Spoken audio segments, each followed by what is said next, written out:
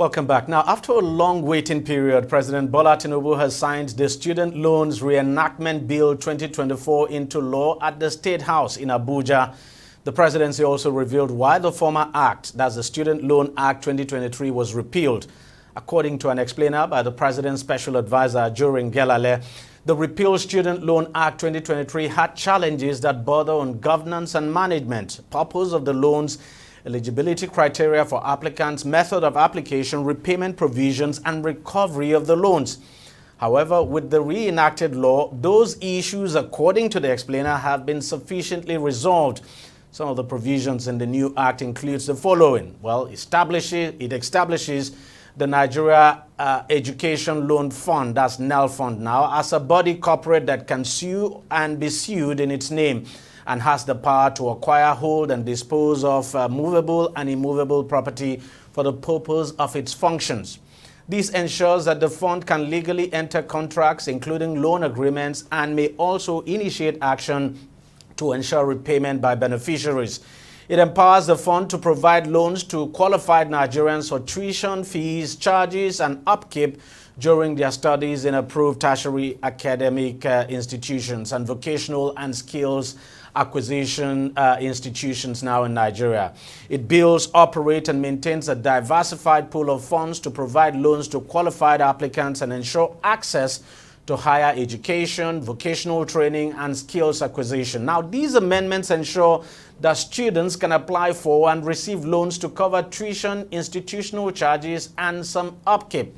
Now, it's actually a very, very long list. It actually separates the governance functions now from the management operations of NEL Fund by establishing a board of directors with a chairman and a secretary. As I said, it's a long list, and for want of time, we can't go through everything. Let's now bring in Professor Olunifesi Suraj now, who's an associate professor of the Department of Mass Communications at the University of Lagos, to talk more on the Student Loan Initiative. Prof, thank you very much for joining us on the program.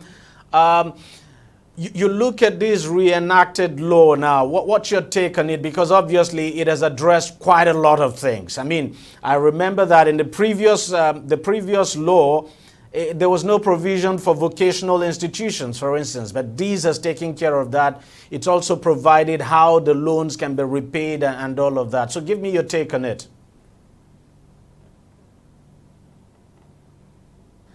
And it's nice. It's my pleasure being here, actually.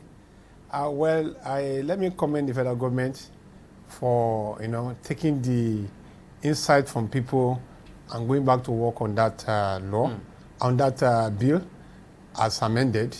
Well, the initiative of bringing in the artisans is something that I will give into, and then other things that were done right. Well, it's good to have input. It shows that the government is listening, and then they want to do the right thing. The concern of people actually have always been that this is not the first time that Nigeria has instituted this loan.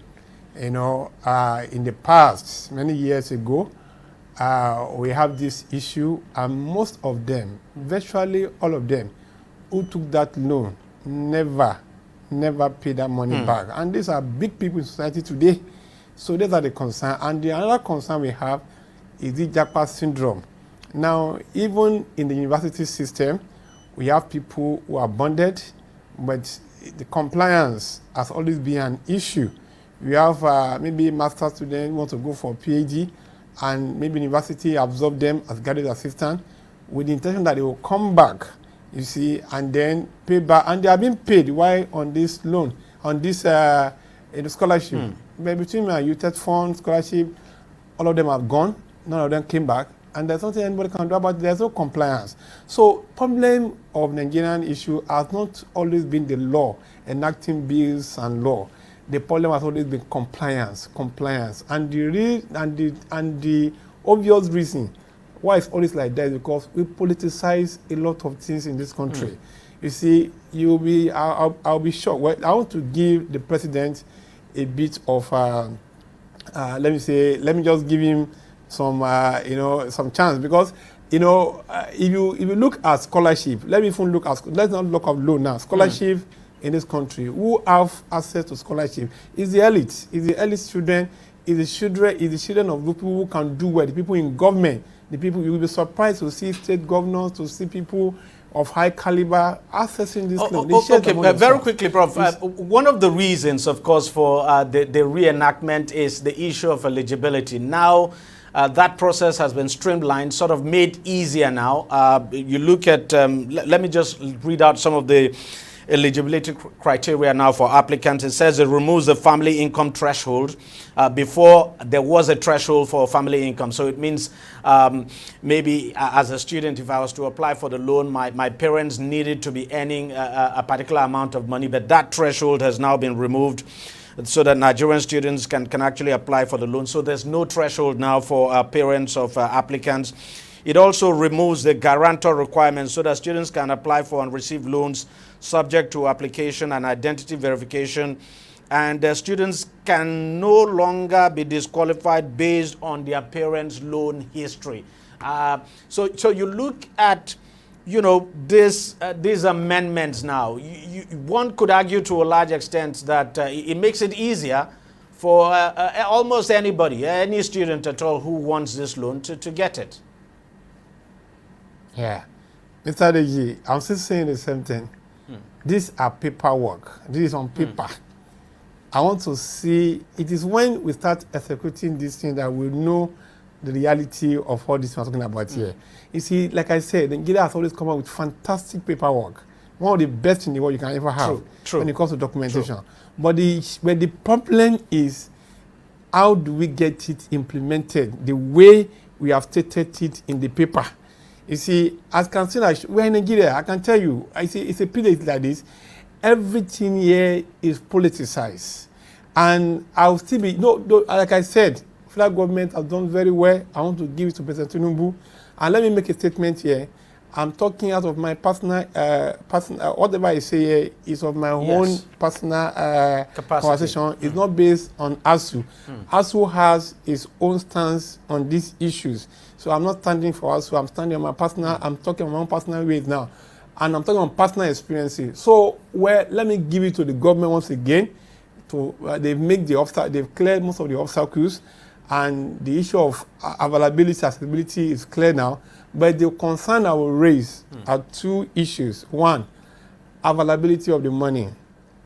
So the government is saying they are broke. Where would they get the money from? That's one. How much would they put in place? How many candidates can access that money at a particular time? Looking at the poverty rate in this country, now how many people can access that money? And how would the distribution look like? Looking at the country that we always divided. Sorry, Prof. Just to interject. I'm sorry to interject, but let me just, because you asked that question, where's the money going to come from? For instance, the new law now, it says it properly defines the resource structure of the fund by, among other things, establishing what is known as the General Reserve Fund, into which shall be paid 1% of all taxes, levies and duties collected by the Federal Inland Revenue Service and accruing to the benefit of the government of the Federation. So 1% of all taxes, levies, duties collected by the FIRS will go into what is known as the General Reserve Fund. So clearly we can see where the money will be coming from. And of course, it also empowers the board and the management to actually even invest the money so that they can make more money as well. Okay, good. But, Mr. Badmus, let me take you back to the issue of TED Fund, how TED Fund started. It is the brain of the academic work.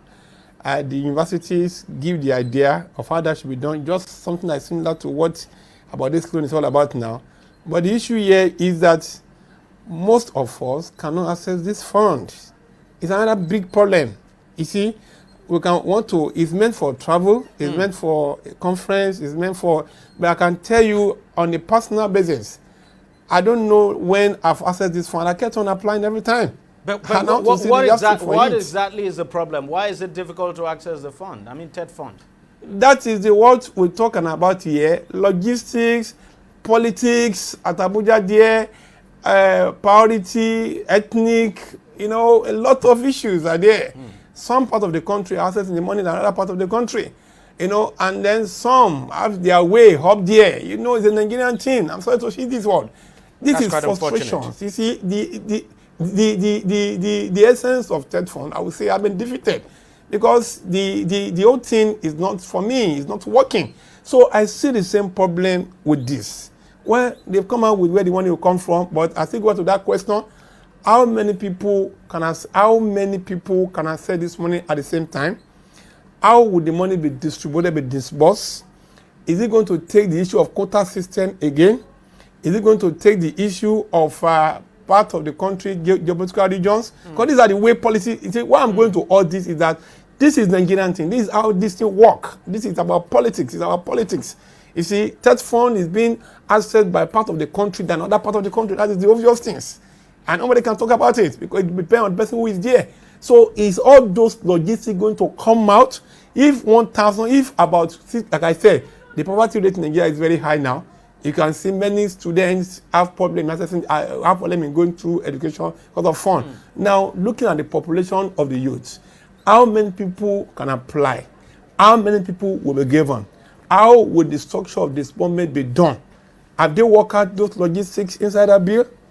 Well, there's no question. I don't know. There's no doubt at all that there are still several unanswered questions. But it's a good thing that at least we have something in place. But let me talk. Let me get your take now. That's why.